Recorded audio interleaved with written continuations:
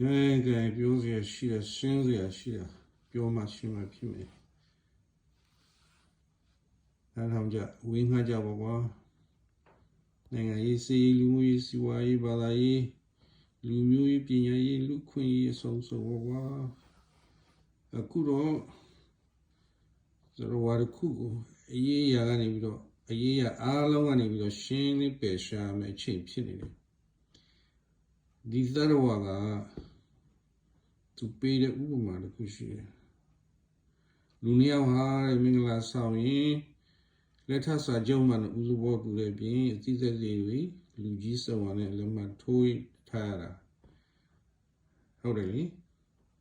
ကွာရှင်းခြင်းလည်းဥစဘောတူတရားရုံးမှာဆင့်လှုပ်ဆောင်အောင်တယ်ပေါက်လို့ပေစာလှုပ်လို့မရဘူးတဲ့ဒါလည်းဟုတ်တာပေါ့အခုတော့စက်ကူစုပ်ကြီးတဲ့ဒါကလည်းဟုတ်တာပါပဲဒီသရဝါကမိသွားတာ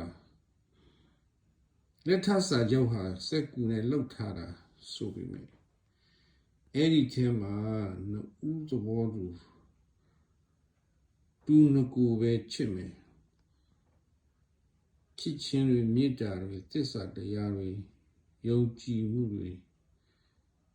အပြင်မြင့်မြတ်တဲ့အရာတွေအများကြီးနဲ့ကို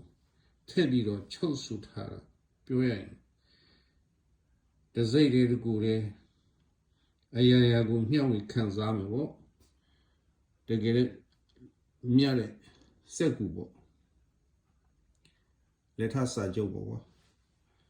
အခုတော့ဒီသရဝါမိသွားတာကတကယ်ဖြစ်ပြမှာ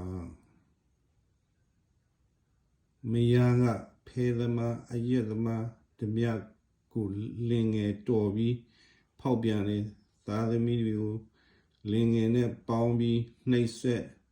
ကလူပြုတယ်သားသမီးရမယ့်အမွေကိုပထွေးကသုံးဖြုံးနေတယ်အဲ့ဒီတော့လက်ထပ်စာချုပ်ဟာစက်ကူစုပ်ဖြစ်ပဲကြံတော့တာပေါ့ဘယ်လင်ဘယ်ယောက်ျားကဒီစက်ကူတန်ဖိုးထားတော့မှလေဒီမှာဒီသရဝါနိုင်ငံကောင်းဆောင်တွေကမ္ဘာကောင်းဆောင်တွေပတ်ပြီးရမ်းနေရိုင်းဆိုင်တွေဟာကြာပြီအခုတော့ရှင်းထုတ်ရမယ်ရှင်းထုတ်ရမယ်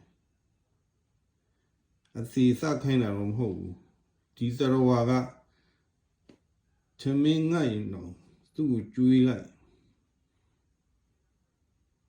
သူ့မှာအခြေအနေပေးလို့ပေးကန်းစွန့်ကျဲနိုင်တော့သူပေးကန်းတာကိုလက်မခံနဲ့စွမ်းကပ်လူရင်လည်းလက်မခံနဲ့မဖုံးပေးနဲ့ဒီလောက်ပဲနောက်မှတခြားနိုင်ငံရေးစီးပွားရေးလူမှုရေးကျန်းမာရေးနိုင်ငံရေးပညာရေးတွေပြောမယ်